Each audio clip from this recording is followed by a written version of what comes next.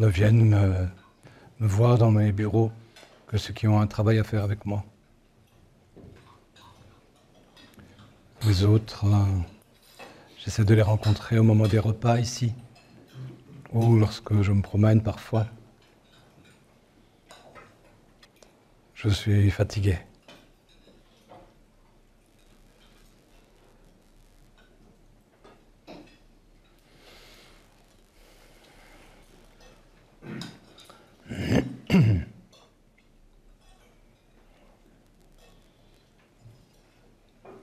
Mais j'ai d'autant plus de plaisir à vous rencontrer, l'un ou l'autre, soit au repas, soit à l'extérieur.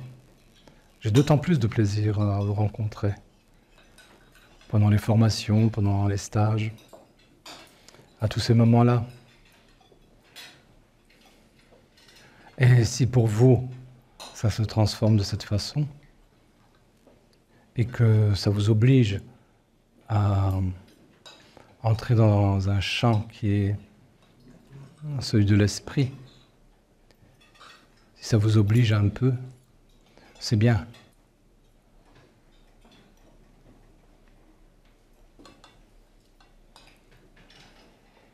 Quelqu'un ce matin me disait,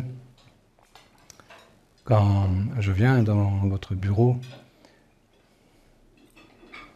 et que vous n'êtes pas spécialement concentré sur un travail, mais même là, disait cette personne, quand j'entre dans votre bureau ou quand je m'approche de vous à un autre endroit, j'ai toujours ce sentiment et je sais que je suis accueilli avec amour.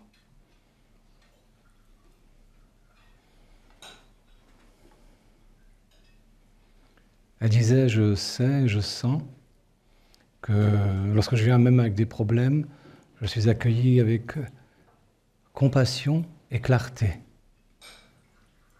Et que les choses peuvent s'éclairer alors.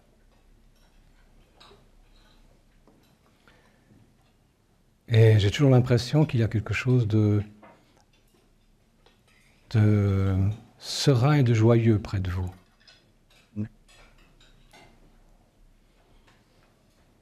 Et elle finissait en disant, c'est toujours enthousiasmant. Et elle finissait avec une autre question, est-ce que c'est comme ça pour tout le monde? Alors je lui ai répondu, non. Je lui ai dit, vous vous approchez de moi avec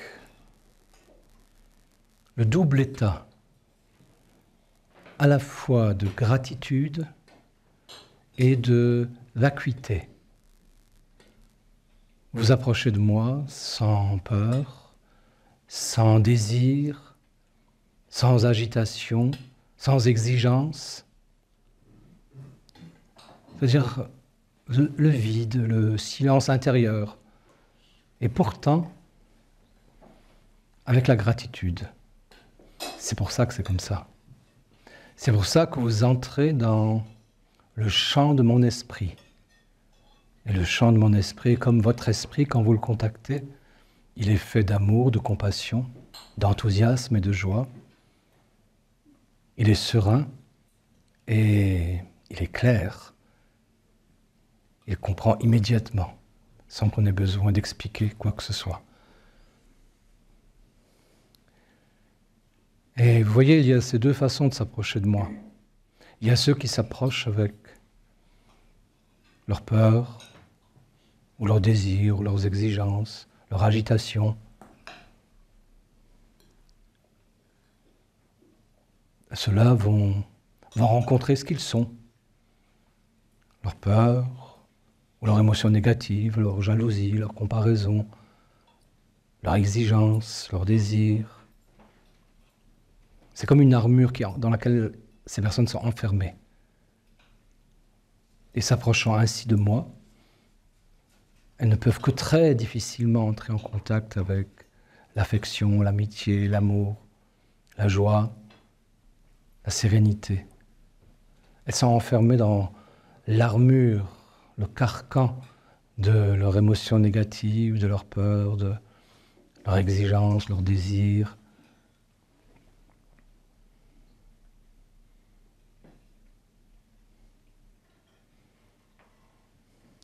Donc il faut décider comment on s'approche du champ qu'il y a autour de moi.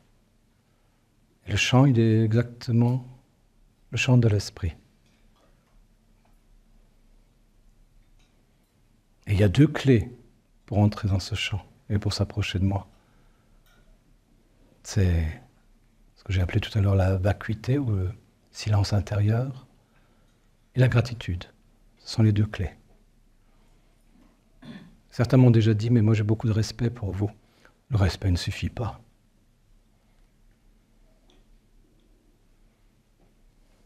D'autres m'ont dit, mais je n'ai pas peur, moi quand je m'approche de vous. C'est pas l'absence de peur, ça ne suffit pas. Il faut...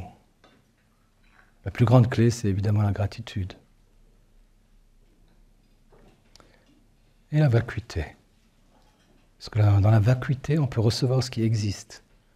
Donc, si quelqu'un vient dans la vacuité, dans le silence intérieur, immédiatement, il entre en contact avec le champ qui existe autour de moi, avec cette bienveillance, cet amour, ce silence, du calme et de la sérénité, et une forme de clarté, de joie. Quelle que soit la situation. Et il y a des personnes qui ne pourront jamais s'approcher de moi. Ils s'approcheront toujours avec une idée de moi. Positive ou négative, peu importe, mais ce n'est pas moi. De moi, on peut s'approcher de façon juste, mais c'est comme ça pour tout le monde en réalité. Que si on est dans une forme de silence intérieur et de gratitude.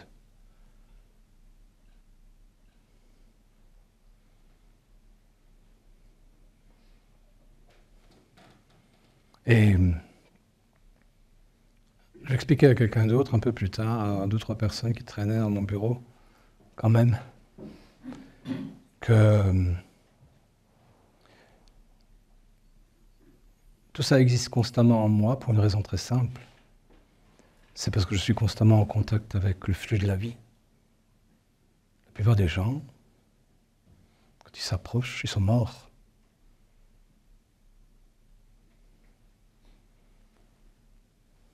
Mort, ça signifie englué dans le carcan, la carapace de leur passé.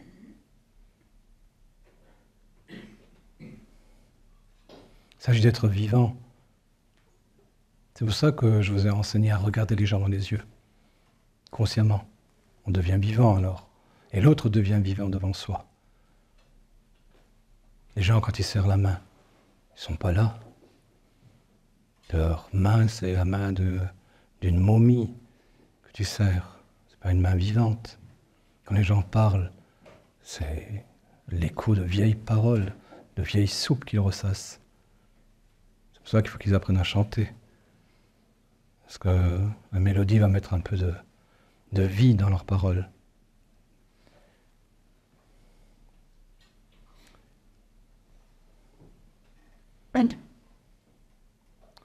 Et chaque instant comme ça, chaque situation, chaque rencontre avec quelqu'un peut être vivante si vous acceptez de ressusciter à la vie tout le temps. Sinon, vous êtes, comme la plupart des gens, morts. Des morts qui rencontrent des morts. C'est bien, dans un monde de morts. Mais on est ici dans un monde de vivants. C'est pour ça qu'il faut regarder les gens. Les regarder vraiment. Quand tu les touches, il faut les toucher. Il faut les écouter, il faut les regarder.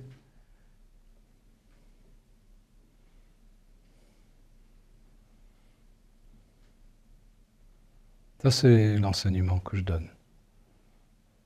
Et de ce point de vue-là, on peut m'imiter. Il y a beaucoup de choses qu'il ne faut pas m'imiter, mais quant au flux de la vie, là, il vaut mieux apprendre à m'imiter. Parce que c'est ça le vrai travail, c'est le vrai chemin. La moindre chose devient vivante. C'est la stance. Comment c'est la stance?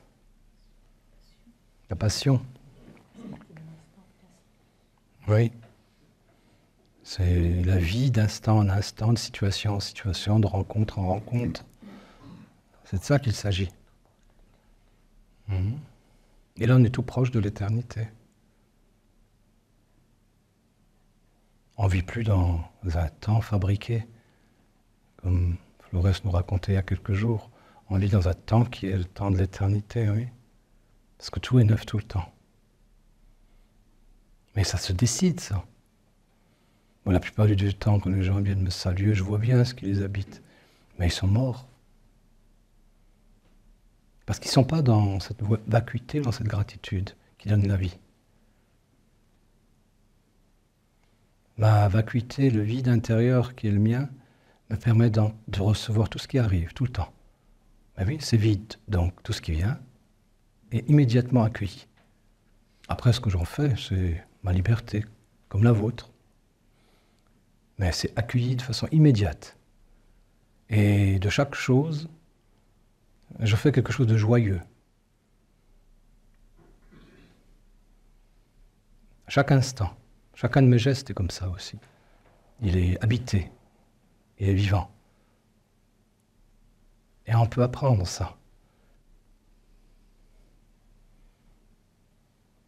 Et regarder, ça s'apprend. C'est pour ça qu'il faut commencer à regarder les gens dans les yeux, un peu, leur sourire.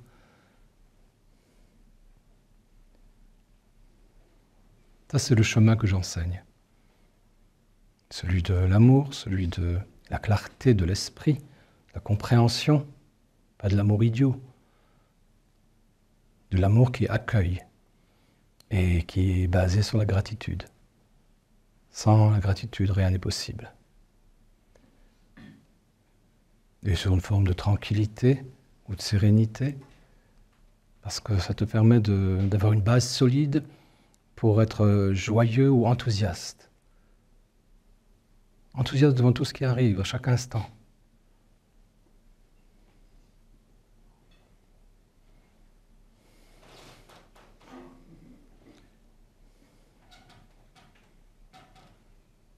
Ça, c'est la 5e voie. Ça, c'est la voie que j'enseigne. Ça, c'est la base de l'enseignement de la psychoanthropologie. Tout le reste, c'est la théorie autour. Tout le reste, c'est la théorie comme passe-temps pour éviter de penser à toutes sortes de choses stupides. Vaut mieux penser à la psychoanthropologie. Ou bien apprendre à chanter. Ou à parler, selon la méthode M. Ou à rencontrer les autres, selon une compréhension de la systémie. Ou à rencontrer les autres dans un aspect de ce qu'ils sont, dans un de leurs petits moi. Et de voir qu'il y en a une multitude d'autres et qu'on peut rencontrer les gens au-delà des petits moi. Et que soi-même, on n'est pas obligé de s'identifier à un petit moi. Ça, c'est le chemin. Et donc, il est toujours accueillant, il est toujours joyeux ou enthousiaste, il est toujours tranquille, même lorsque nous sommes dans le travail intensif et que nous devons nous dépêcher. Et il est surtout toujours clair. Et pas dans l'agitation intellectuelle, on n'est pas dans la confusion. Clair.